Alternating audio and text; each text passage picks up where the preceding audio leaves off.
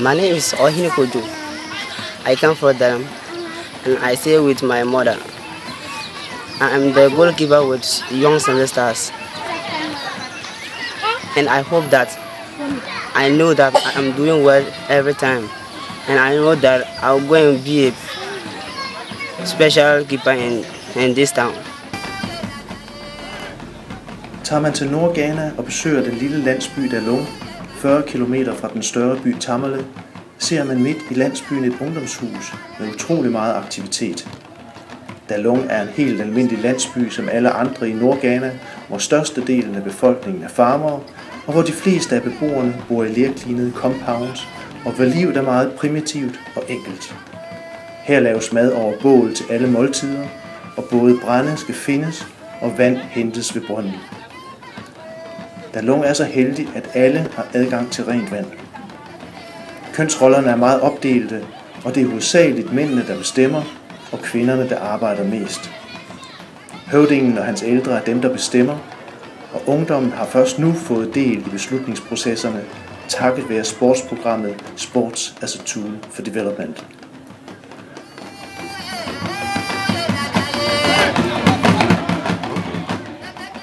Okay, my name is Fatao from Kumbongo, girls coach.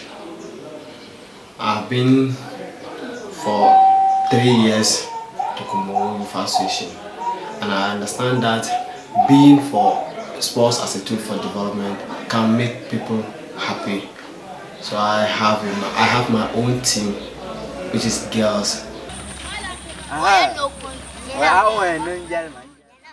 Because they all believe that when a girl plays football, the girl will not give birth.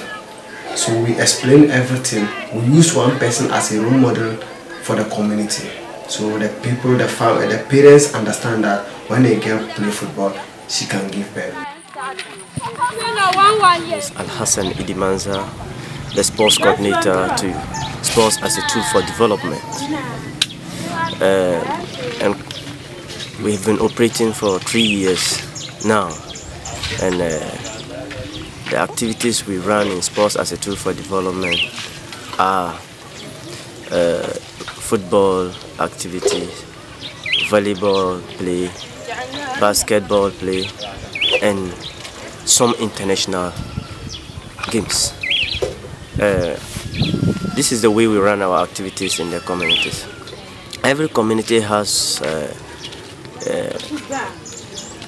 an association, and we have run 7 communities for the past 2 years, and currently we are now running with 9 communities because a lot of communities showed interest of being part of this.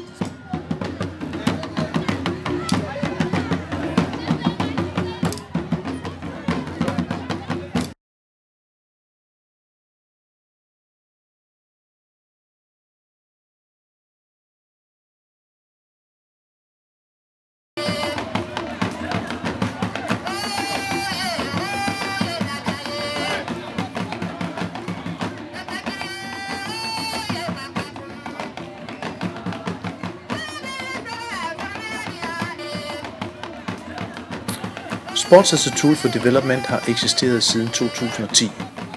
Den danske partner er Dansk Gymnastik- og Idrætsforbund, DGI, og pengene til projektet er doneret af den danske stat, Danida. Det er en stor udfordring at få pigerne til at deltage i aktiviteterne uden for hjemmene. Der er ikke tradition for det, og der er stor brug for pigernes arbejdskraft i hjemmene. Så mange får ikke lov. Af samme grund kommer mange piger heller ikke i skole. Der er nu oprettet pigehold i alle 9 landsbyer, og pigerne er meget engagerede og aktive. Sportsklubberne er meget mere end bare sport. Med udgangspunkt i sporten er klubberne med til at udvikle landsbyerne og vise, at de unge har mange kompetencer og er i stand til at tage del i udviklingen af landsbyen.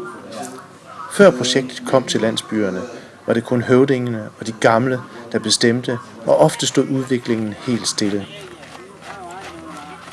Udvikling er svær at skabe, men sporten har vist sig at være det redskab, der skal til for at skabe udvikling i de små landsbysamfund.